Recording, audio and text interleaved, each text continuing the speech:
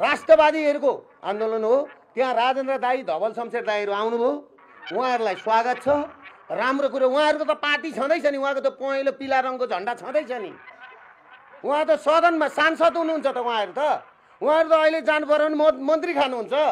म त मन्त्री खान लागेको होइन, मैले मन्त्री मलाई अहिले प्रधानमन्त्री दिन्छु भन्दा पनि चाहिए होइन नि। मलाई त मैले के भन्दैछु, नागरिकको 20 लाखभन्दा मुनिको ऋण मिना गर्न सकेन भने साउदी कतार गएका युवाहरू फर्किन सक्दैनन्। उनीहरूको उमेर पनि जाने भयो, वैंश पनि जाने भयो, परिवार पनि जाने भयो, सबै सकिने भयो भनेर लागेको हो। र 20 लाखभन्दा मुनिको ऋण मिना गर्न ठुलो कुरो होइन। 3 खर्ब रुपियाँ हो, बुझ्नुभयो? 3 खर्ब भनेको ठुलो कुरो होइन राज्यलाई। हस्,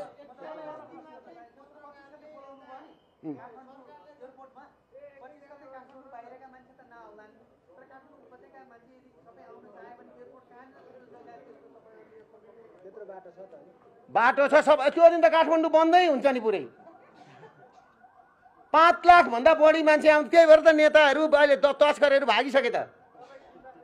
तपाईँ चिन्ता नगर्नुहोस् न, सबै भाग्छन्। अब यहाँ सुन्नुहोस्, हिजो लडाइँ हुँदाखेरि के भने जनता मरे, अब तस्कर र भ्रष्ट दलालहरू मर्छन्।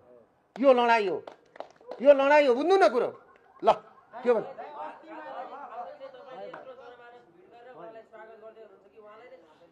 राजालाई? होइन, राजालाई थाहा छ कि छैन? अब राजा आएपछि थाहा भइहाल्छ नि राजालाई।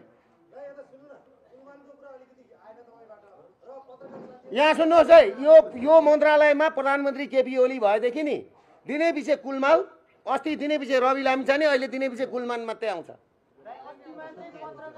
ल त्यो कुरा छोडिदेऊ न, अब हिटलरै हुन् त। मैले राणा भन्दा खतरा भनिसकेँ त। ल त्यो भन्दा मैले बिदा लिएँ है साथी हो। ल ल।